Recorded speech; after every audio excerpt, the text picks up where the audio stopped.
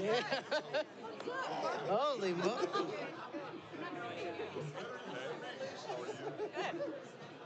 Hello.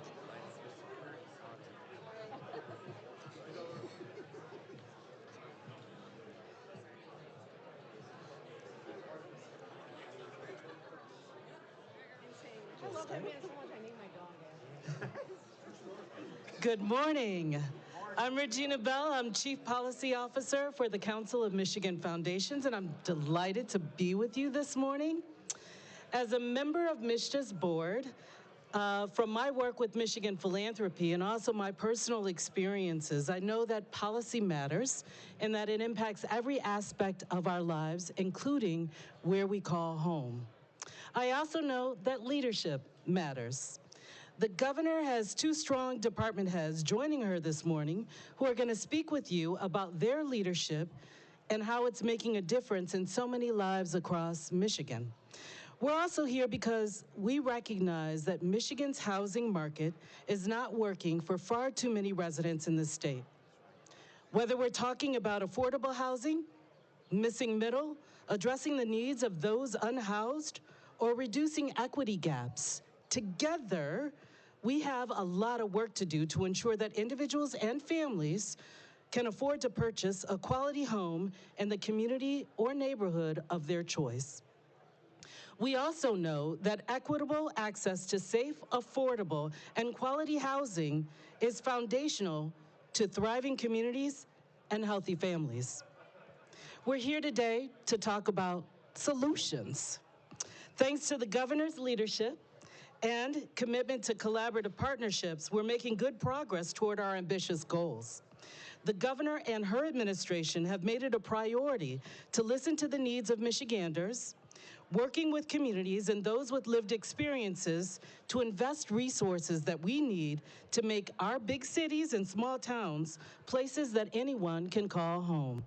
So this is why it brings me great pleasure to be able to introduce to you all the 49th governor of this great state of Michigan, Gretchen Whitmer. Thanks, Regina.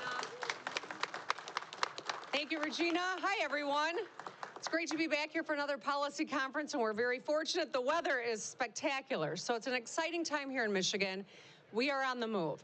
Detroit hosted a record-shattering NFL draft and grew their population for the first time in 67 years. Unemployment is low for 47 straight months, and we have seen more than 11,000 new small business applications. There are projects underway everywhere to build new housing, revitalize our communities, and create more commercial space all across our state. And of course, we're fixing the damn roads. Don't complain to me, you're welcome.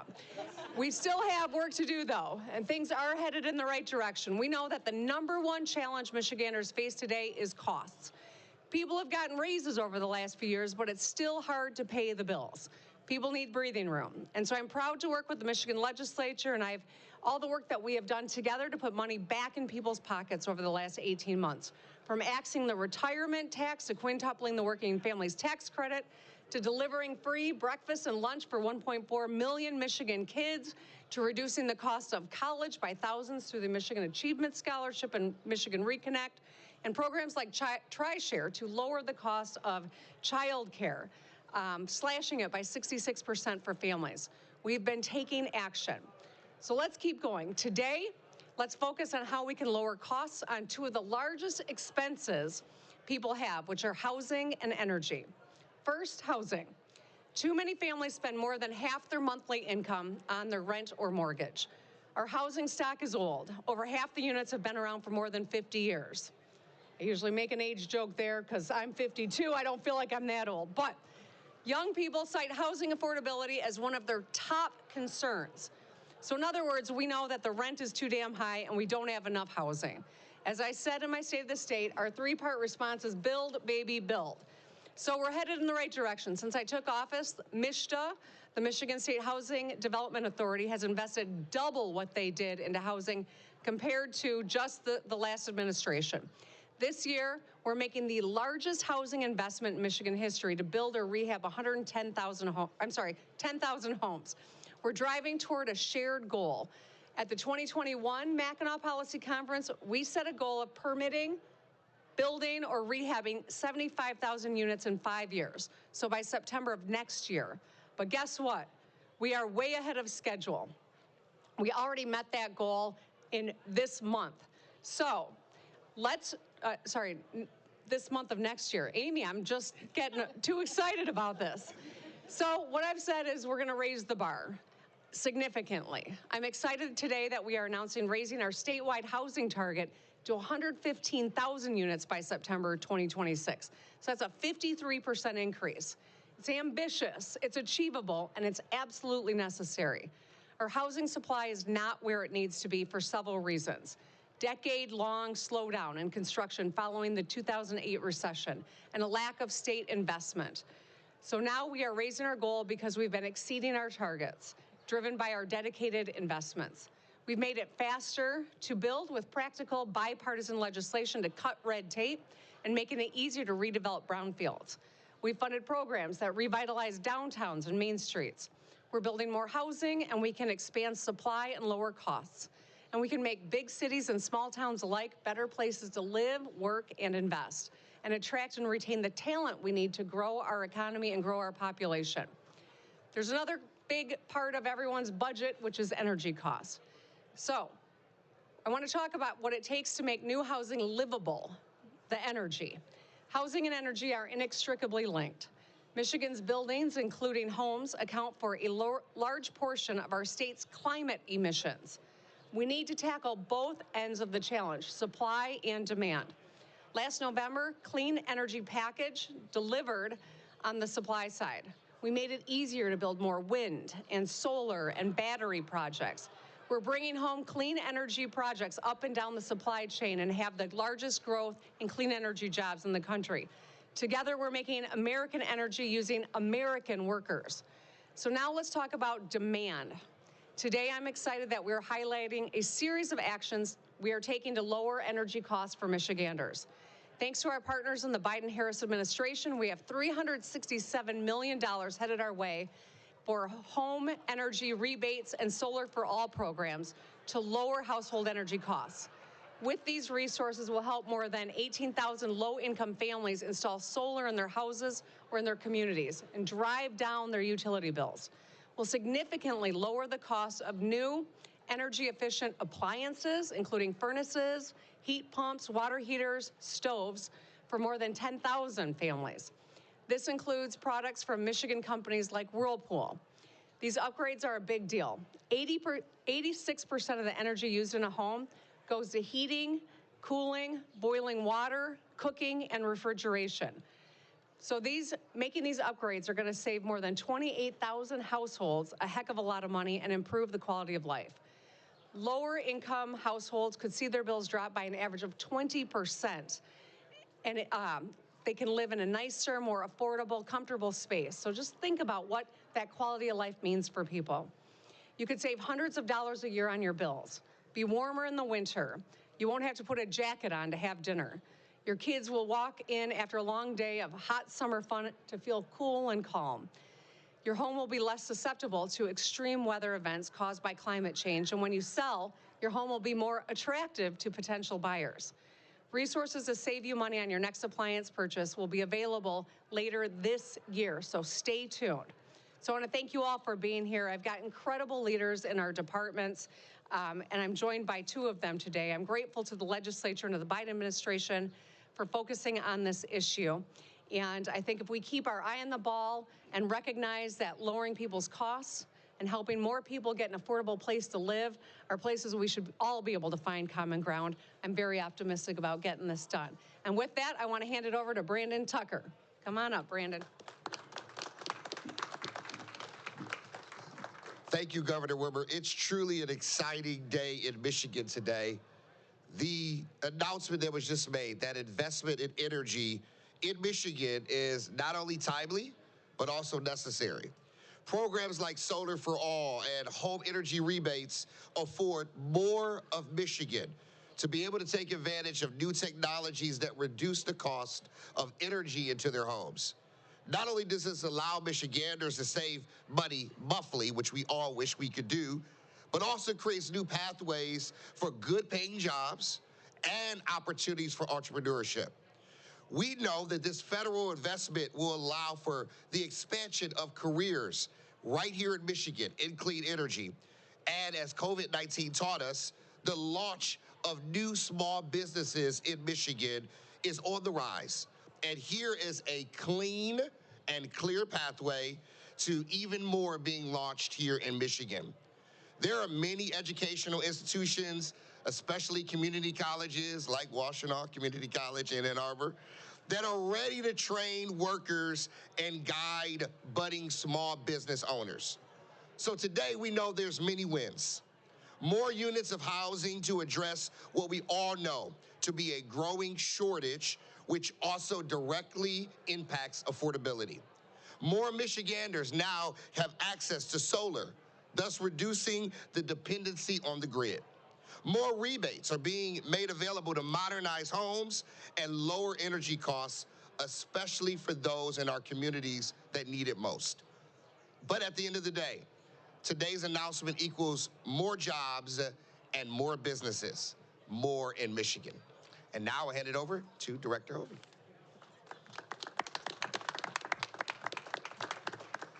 Good morning.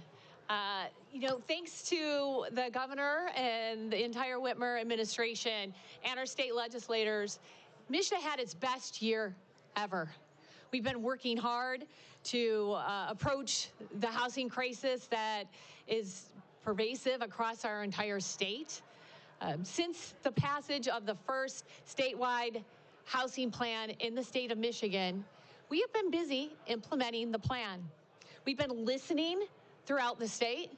We've been learning to remove barriers to access to government funding and engage more people in developing housing.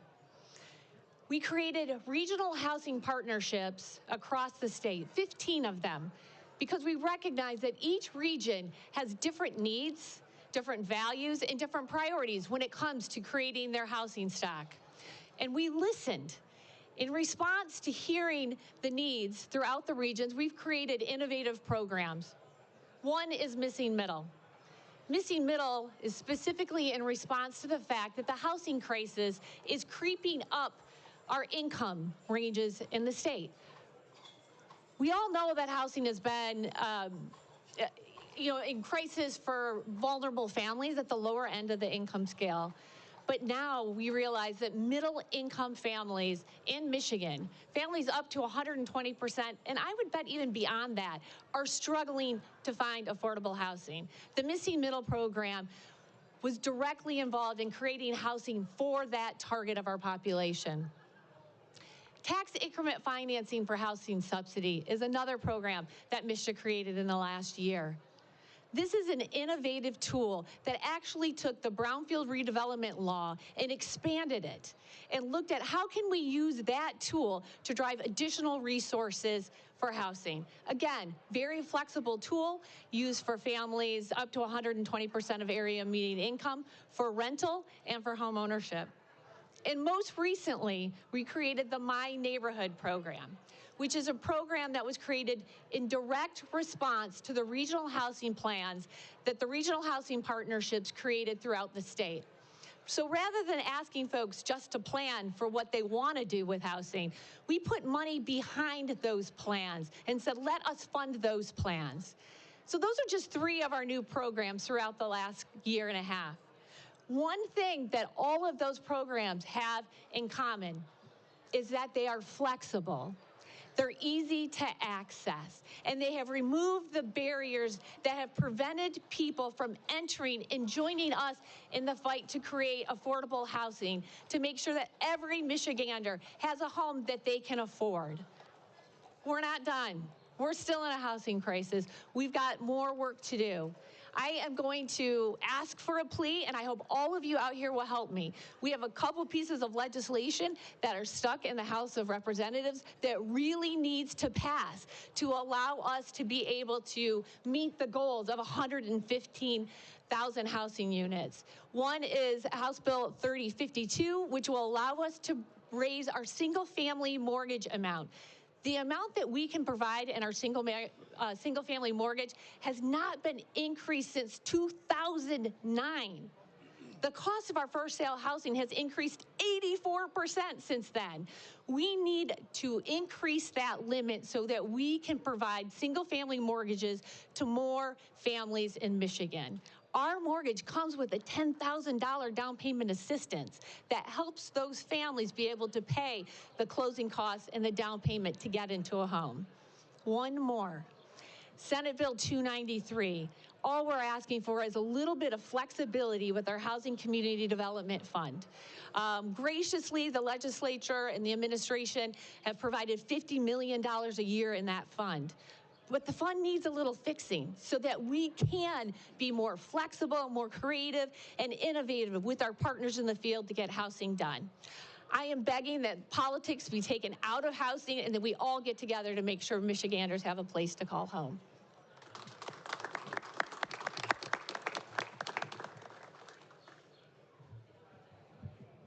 Good morning, everybody. I'm Phil Roos. Sorry, can I? Height challenged here.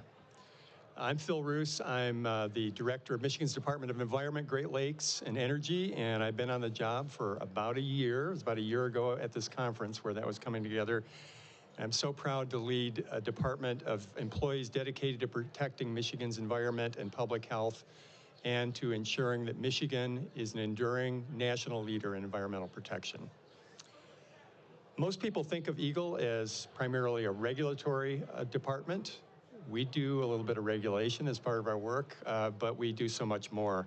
We're really at the heart of so many of the things that matter to Michiganders, from ensuring clean drinking water, supporting sustainable community and economic development, protecting our lakes, both great and small, and a whole lot more.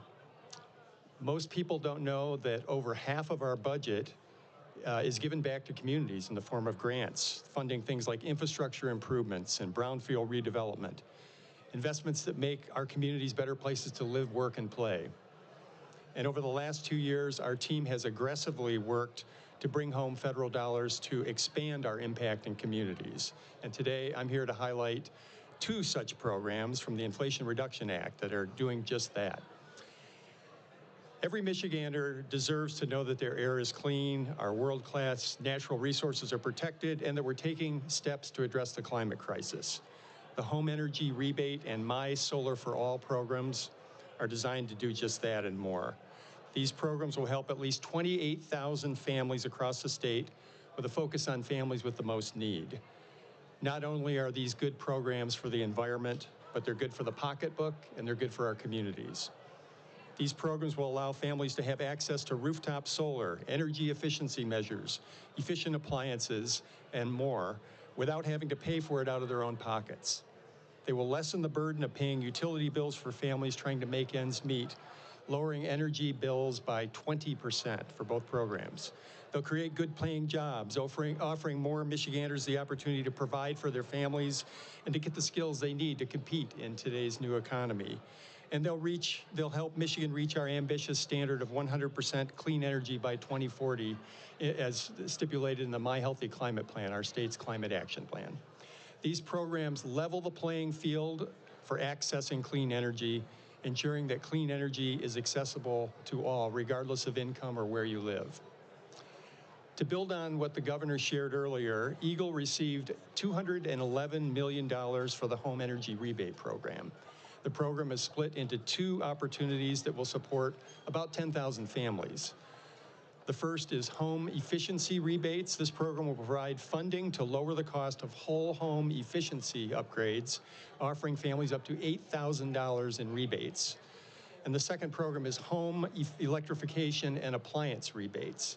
This program will help finance the upfront cost of efficient home appliances like stoves, ovens, heat pumps, dryers, and more, offering households up to $14,000 in rebates. I'm excited to share that Eagle will be rolling out these programs to families by fall of this year. Solar for All is the second program. We received $156 million for that program. It'll help more than 18,000 low-income families to access rooftop and community-scale solar projects and to make repairs and upgrades to their homes. It'll do that by offering families up to 100% grant funding, lease-to-own structures, and low-cost loans for their solar projects. Every household that utilizes this program will see their energy costs, again, lowered by 20%. And it'll be available to families across the state around this time next year. These are really game-changing new resources that build on the momentum we've gathered over the past few years, and we're so thankful to the Biden-Harris administration and our hardworking congressional delegation, many of whom I've seen here today, for getting these dollars over the finish line. And of course, big thanks for the incredible leadership of Governor Whitmer and also our friends in the legislature who have played a key role in entrusting us with these programs. Thank you all. Thank you, Director Roos. We have just a few minutes before welcome remarks kick off in the theater, so we'll open it up for press questions. Sam? Hello, Governor. The House Democrats just dropped a SOAR fund reform package, giving it a bigger focus on public transit. What are your thoughts so far? So thanks, Sam. Appreciate the question. You know, we're taking a serious look at it. I think that it's a genuine attempt to solve a number of problems that I know have been vexing our state for a long time. And I know that there are a lot of legislative leaders that have been focused on different pieces of what are in that package. So I think there's a lot of promise to it. You know, as I think about housing, right, one of the reasons we're standing here, this is something that I know Chairwoman Anthony's been very focused on. This would give us a, potential long-term additional way to address housing needs. As I think about, economic development, that is something that Chairwoman Whitmer has been focused on. So I really think that it's a combination of a number of needs that we have as a state as a creative way of solving it. I think there's a lot of promise to it. But as I said, we're still diving in and looking at it, but I'm glad to see the legislature putting a real solution on the table. It's great. We'll turn to Andy with Cranes. Thank you. Director Roos mentioned community solar, which I think would help residents in multifamily housing access solar. But Michigan hasn't been able to pass a community solar law in a number of years.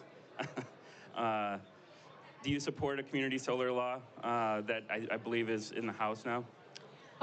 Let me start with, I really think that we took a huge step forward last fall, and I'm proud of the work that was done. I know that there will always be more that we can do, and I know the conversation will always continue. I think that drawing these dollars down and creating, taking advantage of the Solar for All Biden-Harris initiative is something that will give us the ability to get more people hooked up to a cleaner energy source that is more affordable. And as we have debates about what the next step might be around clean energy, I'm going to keep my options open and keep talking with the legislature about what that looks like. But I think that these two things show remarkable progress toward that goal of making it available for everyone. Our last question will come from Deshandra with the Michigan Bulletin. Good afternoon. My question is with regard to all of the changes that are happening in Michigan. How are we going to work together as Michigan to address minority displacement in homes and making sure that it's equitable for all persons of color as you are creating new housing opportunities? I'll start, and then I'm going to ask Director Hovey to step up to the microphone as well. I think that as we look to the incredible need for housing, it is not a uniquely Michigan issue, right? It is not unique to Southeast Michigan or any particular part of the state. This is a universal truth across the country right now, is that we need more affordable housing, good quality housing for people. That when we think about opportunity, knowing where you're going to put your head to rest every night is critical for an outcome of a child in school, as it is for the health and welfare of people of all ages. And so really expanding and moving this goal line so that we're getting more done in a shorter period of time is something that's really important. I also recognize, as the director mentioned, every community has different needs. And so it's not a one-size-fits-all that we build the same set of housing stock in Macomb County as we do in downtown Detroit as we do in Marquette. We're working with local governments and local stakeholders and leaders to ensure that In some places where there's old stock that needs to be brought up to code, we're doing that work. In some rural parts where there's no stock, we're building from scratch. And so I think we're always looking at it through the equity lens and creating opportunity for people. And I think that that's been a North Star of so much of the work that we've done. It will continue to be. But I'd like Director Hovey to expand if you've got anything to add, Director. As part of the statewide housing partnership that's overseeing the implementation of our statewide housing plan, we actually have an equity advisory committee that looks at everything that we're doing to make sure that we are being equitable, not just in the distribution of our funds, but the access of our programs. So when I talked about removing barriers, sometimes we unintentionally put policies in place that we think are protecting the correct use of the funds, but at the same time, they're preventing equal access to those funds. And so we're working really hard. We're not good at it yet, so just let me be clear. We've got a ways to go. We know that the gap between Black and white home ownership is continuing to grow. And so I know at MSHDA, for example, we're thinking about, well, how are we marketing our programs? Are people trusting government enough to access our programs? And really thinking about, do we need to do micro marketing so we can build that trust up with communities? So we're not there. We know it's an issue. We're trying to bring people to the table to help us solve it. Thank you, everyone, for coming out. We'll see you all in the theater shortly. Thank you.